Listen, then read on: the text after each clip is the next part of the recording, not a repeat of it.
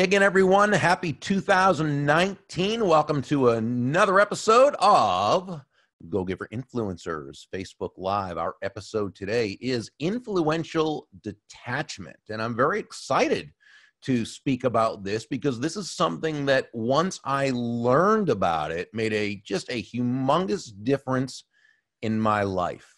And I first learned about detachment from learning about attachment.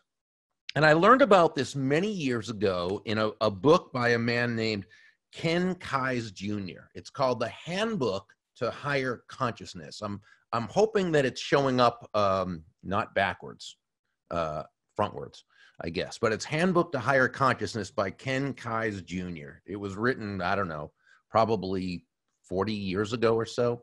And a family friend had recommended it, and I almost didn't read it because it just didn't sound that interesting at the time, even though you'd think it would, Handbook to Higher Consciousness. But I read it, and wow, am I so glad I did. What he talked about was what he called addictions. And, you know, when we think of addictions in today's vernacular, we think about that in terms of a chemical dependency, whether it's to drugs or alcohol or gambling or just to something else. And while that certainly holds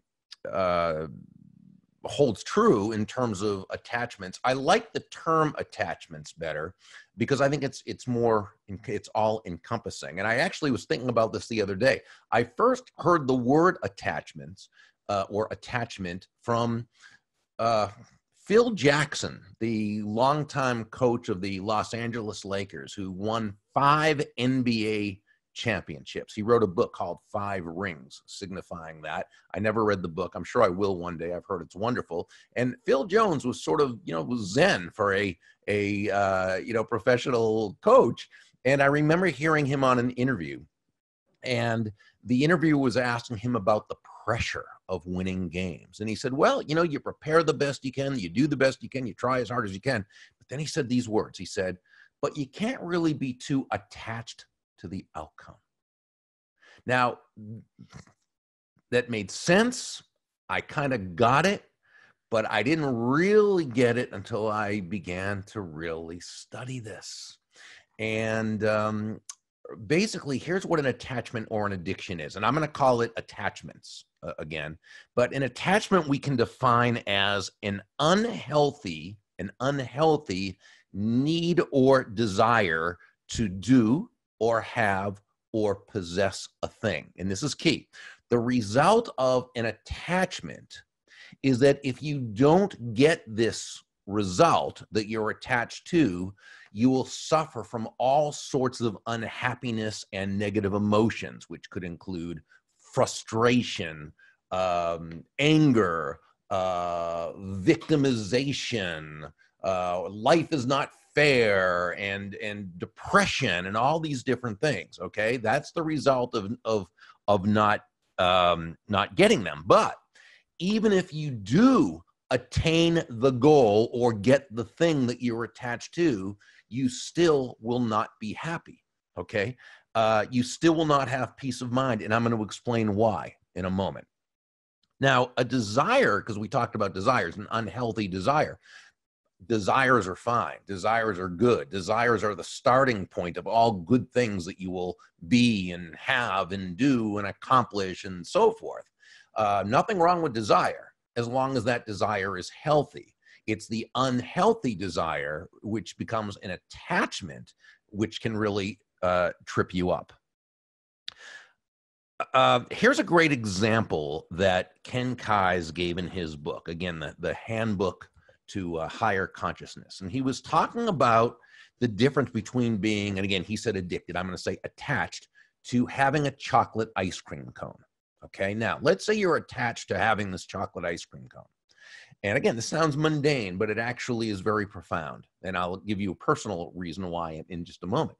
But he says, if you have an attachment to having this chocolate ice cream cone and you don't get it, you're going to feel denied. You're going to feel depressed. You're going to feel even more hungry. You're going to feel, again, like a victim. Life isn't fair.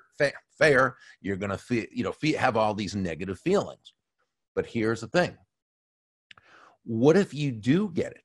What if you do get to have this ice cream cone? Well, that's okay then, right? I mean, you had the attachment. That's not healthy, but you got it. You got to eat it. Isn't that good then? Not at all.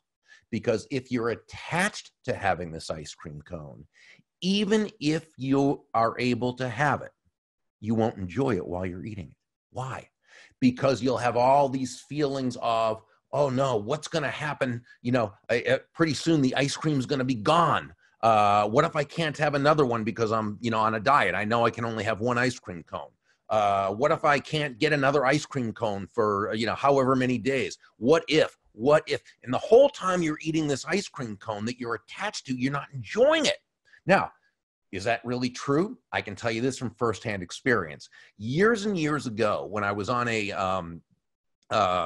healthy plan to drop a bunch of pounds, let go of a bunch of weight, get back into shape, I was doing this thing where I had a very, very strict eating regimen for 6 days, and on the seventh day, on Sundays, that was my free day where I could eat theoretically whatever I wanted. You really were only supposed to have one big meal, but I overdid it. But anyway, I always had late Sunday night a chocolate ice cream cone because I was very attached to that chocolate ice cream cone. I love chocolate ice cream cones, okay? And so what would happen is I would just wait till Sunday night. I'd have that chocolate ice, and I knew it was the last one I could have for a whole other week. Remember, I was attached to it. So the whole time I'm eating this ice cream cone, I was not living in the moment. I was worried about, oh, God, it's one more bite and one more bite. And, every bite is closer and closer to not being able to have another ice cream cone for a week. Oh, I'm going to have to deny myself for 6 days until I can have this ice cream cone. Again, we're talking about an attachment. Okay, it sounds silly to anybody who's not attached to it, but I was. It was a real mental thing. It was an emotional thing. I couldn't enjoy that ice cream. So are you attached to having this sale take place? Well, if you are, you're going to be so uptight during the process. You're going to be focused on yourself, which is never the best place to focus if you want a sale to happen, right? And that other person's going to feel your attachment, and they're going to be less interested in buying from you. So the more attached you are to this sale taking place, the less the chances are you're going to get it. And you're going to be uptight the whole time. You can't be happy in the whole process. But what if the sale occurs? What if the sales takes place? Well, that's fine, right? Not really. You still won't be happy for a couple of reasons. One, you're going to be worried that the sale won't go through. Maybe they won't get the financing they need if that's the business you're in, or that they're going to change their mind. You're going to be worried for the next 24 hours or 48 hours about getting that phone call telling you that they've changed their mind. You're attached to it. Or you're going to worry about, well, how long now till I make that next sale? What's going to happen if I don't make another sale? So again, attachment never works, whether you don't get the thing or you do. So one other thing I want to talk about with this. There's also, you might say, okay, I get what you're saying, that, an attachment isn't good because, if you don't get it, you're feeling emotionally troubled and unhappy. But even if you do get it, you're still emotionally troubled and unhappy. But what about good attachments? What about being attached to things that are intrinsically very positive? Okay. What about being attached to healthy living, to exercise and good food? What about being attached to personal development? What about being attached to having a great relationship? Okay, those are all positive, right? Well, if you're attached to it, though, it's still not a positive thing. Why? Well, let's say you're attached to a healthy lifestyle. What if you get sick and you can't work out for a few days? If you're attached to it, remember, if you're attached to it, now you're just kind of going, oh no, I can't work out. What's going to happen? I'm going to lose all this work that I've put into it. And I really need to work out. I have to work out. Or if you're someplace where you're at a hotel or on a plane and you didn't bring your food, your healthy food with you. And so you can't eat correctly, but you're getting hungry and weak and you need to have something to eat. So you're going to have to eat something that isn't on your regimen. Oh no, well, you're attached to it. It just, you don't have that happiness, that peace of mind. What about being addicted to personal development? But isn't that great? Well, what if again, you're in a situation where you can't have access to books or to CDs or to the internet or to, whatever it is you have to do? What if you wanted to go to some conference, a 3-day event that was going to be unbelievable and you just couldn't wait and you were addicted, not looking forward to it, you were addicted, and something happens, you can't go. Now you're sad, you're angry, you're frustrated, you're a victim, right? So no, attachment is never good. So what can you do instead of having attachments that's actually more positive, as well as in terms of how you feel, in terms of your happiness and peace of mind, but also more likely to get you the results you want, which is what I call the big paradox. Well, what Ken Kai's explained is, instead of having, again, an addiction, he said, instead of having an attachment, have a preference. Retrain yourself to, instead of having attachments, have preferences. Now, let's go back to that chocolate ice cream cone. Okay. Instead of having an addiction to that chocolate ice cream cone, instead of having an attachment to that chocolate ice cream cone, you have a preference for it. So now, if you don't get that, if you get that chocolate ice cream cone, if you get to have that chocolate ice cream cone, fantastic. It's what you preferred. You can enjoy it. You can live in the moment. You can, every bite or every lick or every whatever, it's just you're enjoying this chocolate ice cream cone. That's what you preferred. But if something happens where you can't have the ice cream cone, you're okay. After all, it was only a preference. It wasn't an attachment. Okay. What about making that sale? Well, you do everything you can. You prepare yourself. You ask the right questions. You learn as much as you can about the client, the customer, their needs, wants, desires. Do everything you can to have it happen. You prefer it to happen. And if it does, great. It's what you prefer. But if they say no, you're okay with it. After all, it was just a preference. It wasn't an attachment. In other words, the difference between an attachment and a preference is that with an attachment, your sense of happiness and peace of mind is dependent upon acquiring that thing. And then even if you do acquire it, you still don't have it. You have the thing maybe temporarily, but you don't have the peace of mind, the happiness. But with a preference, your sense of happiness is not dependent upon whether you get the thing or not. So either way, you win.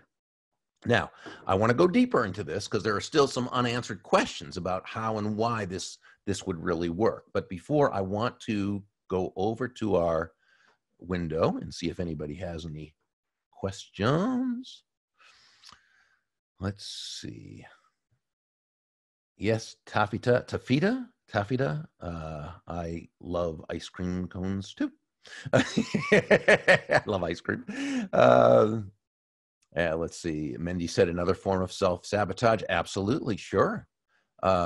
Jeff West, that attachment will also cause a prospect to pick up on the fact that something isn't exactly right, and they'll not decide to move forward. Absolutely, Jeff. As you know, Jeff is, one of the world's greatest salespeople, and that's not an exaggeration.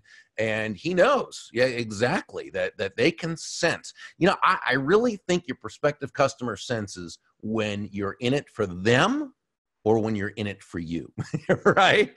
And that attachment causes us, by the very nature of the thing, to be in it for us and not for, now obviously we're in it for both, but our focus needs to be on that person. We need to suspend that part that's in it for us and absolutely put our focus and our intention on serving them. And they know when it's about us or when it's about them.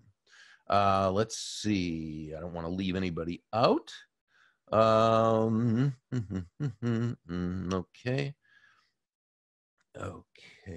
Yeah, Kathleen Hanover says attachment to closing the sale is what creates commission breath. Yeah, isn't that the truth? So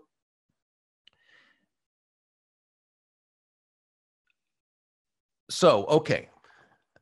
So here was my biggest epiphany. And this was after reading the Handbook to Higher Consciousness. I really started because that was all me. That book was written for me. Okay.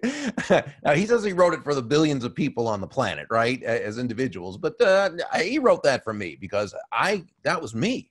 I was always attached to certain results. And I can't tell you how many times, whether it was on the athletic field, gosh, one of the biggest times of my life, one of the biggest disappointments I ever had on the athletic field came because I was too attached to the outcome. And I blew it. I'll tell you, in business, early in my sales career, certainly, I was attached to the outcomes. I can't tell you how many times in life, in different scenarios, situations, my attachments totally upended me. And I had no idea that this was a thing until I read it in Mr. Kai's book. It just totally, because what it did was it made me aware of it. And as we know, unless we know there's a problem, we can't do anything about fixing it or handling it appropriately. And so once I understood that, and then of course Phil Jackson's thing about attachments in the game, and now here's a guy who won 5 rings, right? 5 NBA championships. How difficult is that? And he's talking about you can't be attached to the outcome. So let's talk about that in the realm of sports. Have you ever seen a person, we'll use a basketball example, they're at the free throw line. They've been fouled, they have 2 shots, and they're 1 point behind. Everybody's watching. This is what they've dreamed about since they were a little kid, okay, is sinking those 2 final free throws with no time left on the clock. Now, if they don't make any of them, their team loses. If they make 1, their team ties. If they make 2, their team wins. Have you ever seen a person, they may have an 87 to 90% free throw shooting percentage during the year. In other words, they're deadly accurate, and they miss the 2 free throws and lose the game. We've all seen it, or we've seen it if we've watched, sports for any length of time. Why? They were attached to the outcome. Now, we say, well, if you're attached, doesn't that mean you want it more than if you just have a preference for it? Actually, no. When you're attached or you prefer it, you have a desire. Both ways you have a desire. But when you're attached to it, that desire owns you. That desire controls you, controls your emotions. When you have a preference, it means you control your desire. Big difference there.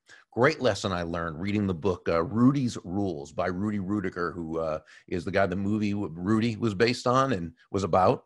And Rudy tells a great story in his book, Rudy's Rules, which I read when it first came out years ago.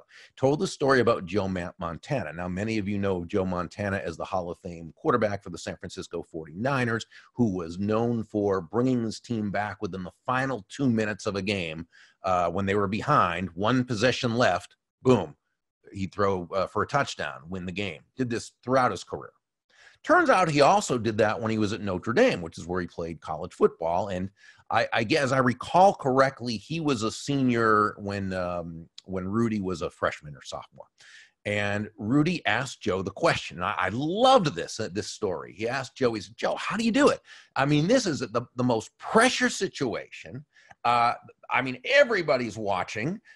You've got a minute or 2 left. You're behind. You're back at your own 15 or 20-yard line. You've got really 1 shot of bringing your team back. The most pressure situation maybe in sports, and you do it all the time. How? Here's how Joe Montana answered. He said, Rudy, the thing is this. You've got to care, but not that much. Whoa. You've got to care, but not that much. Now, that does not mean that you don't care. And again, that's how Joe said it, but let's take the meaning out of what he said. He didn't mean you don't care. Of course you care. You care. You're going to do everything you can. You've prepared to do it. You're going to do everything you've learned to do it. You're as competitive as a person can be. But again, you're in control of your emotions instead of your emotions being in control of you. When you're attached, you're not in control of your emotions. And to be effective, we have got to be in control of our emotions. So that's really, what that's about. Now, I read uh, no, oh, okay. So here's one more thing before I talk about another book that I read that gave some great points. I remember talking to Bill Gove, who was one of my mentors. Bill Gove was a great salesperson back in the days of NCR, if you recall that company, National Cash Register. Now, Bill passed about 20 years ago, one of the nicest, sweetest human beings you can imagine. He was a speaker, and he was one of these guys. He was everybody's mentor as a speaker when you were coming up, and just what a fantastic human being. But he was a national award-winning salesperson for NCR, National Cash Register, so long ago that back when he was selling for them, National Cash Registers actually sold cash registers. Okay, I mean, that's how long ago this was. But Bill had a saying that I just thought was so great, because I remember I used to ask him, and this is when I first started speaking, and I talked about, I know, Bill, that I can give this information, but not everybody's going to use it, and not everyone this and that. And he said, Bob, let me tell you. He said, in speaking, he said, in sales, he said, in life, you're responsible to people, not for people. You're responsible to them. You're not responsible for them. You're responsible to them that you should be prepared, that you should give them the opportunity, that you should be there to help them as much as you can, to give them, you're responsible to them for that. You're not responsible for them for their life's decisions. And that freed me up, okay? But here's the epiphany I had with all this great advice, whether it was from Ken Keyes or Phil Jackson or Bill Gove or what have you. It was this. At a certain point, I came to understand that I didn't need to be the general manager of the universe. I don't mean to sound, I guess, trite in any way or as I'm joking. No. I just felt I had to control everything, that it was all up to me if something was going to happen. And again, that led to attachment, such unhealthy attachment. And I can't tell you how often I did things, they didn't work out as I wanted, and I would go over in my mind every little detail. Now, sometimes that's good. It's good to do an evaluation, right? I'm not talking about that. I'm talking about going through this in such an obsessive way. It was all, a matter of attachment. I was so attached to the result. I finally realized, you know what? Not only do I not have to be the general manager of the universe, I couldn't be if I tried. I'm not the general manager of the universe. That's God. Or if you want to say that's nature, or that's the universe, or however you want to say it, it's fine. But once we can, let go and let God, or let go and let the universe, or let go and let nature, what have you. That's the key. Now, again, that doesn't mean we don't put our best effort forth. That doesn't mean we don't care. We do. But it means that we're going to do our best. We're going to do everything we possibly can to succeed at what we're looking to do. And then we're going to accept the result as being for whatever reason they're supposed to be. Now, what reason could that be? My great friend and business partner, Kathy Tajanel, has done so many things for me in my life and given me so many gifts. Physically, in terms of books, because we both give each other books all the time, but spiritually, emotionally, friendship-wise, everything. But two of the greatest gifts she ever gave me were two books by Michael Singer, okay? And one's called The Surrender Experiment. I want to make sure I'm holding this up correctly. One's called The Surrender Experiment, and one is called The Untethered Soul. They're both by Michael Singer. You may have heard about these books. You may have read these books. If you have not, I'm going to suggest you do. And now, one challenge is that they're both so good and so complete in and of themselves that once you read one of them, you kind of think you don't need to read the other. Please read both of them. They'll be such a difference maker. So in The Surrender Experiment, basically what he did is he came to the realization at one point that the universe knew more about how things work than he did. So here's what he did. This is from early in the book, and I'm reading this because I'm reading from a couple different parts, so I put it down on a sheet of paper to read. This is from the surrender experiment. At the heart of the surrender experiment is a simple question. Am I better off making up an alternative reality in my mind and then fighting with the reality to make it be my way? Or am I better off letting go of what I want? And he's talking about after something has happened, okay? And serving the same forces of reality that managed to create the entire perfection of the universe around me.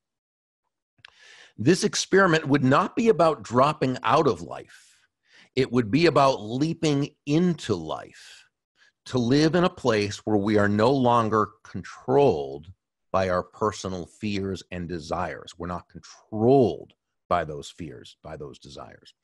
For a lack of a better name, I've called this the surrender experiment. And to the best of my ability, I have devoted the last 40 years of my life to seeing where the flow of life's events would naturally take me. My story of these 40 years is simply the story of what happened when the assertion of will was guided by what life was doing instead of what I wanted it to be doing.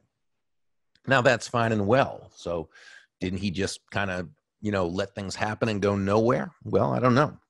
Well, I do know, actually. He created the Medical Manager, which was one of the very first programs to help medical practitioners to digitize their medical records. He made a fortune from it. And he became the CEO of WebMD.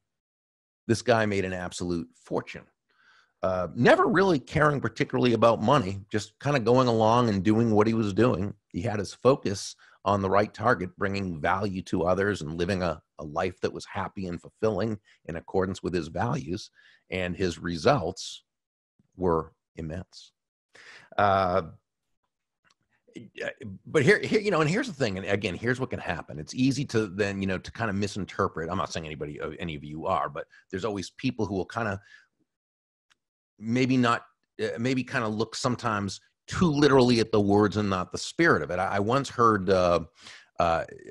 James Altucher interviewing Michael Singer, and James asked a question. It was a great question. I know James knew the answer to it. James, so smart, but he asked the question to, I think, tee up Michael for the answer, and he said, "Well, okay, so you're driving along some slippery roads in the snow, in a snowstorm, and your car goes out of control. Are you saying you just kind of kick back and relax and let the universe just take it where it is and let they have?"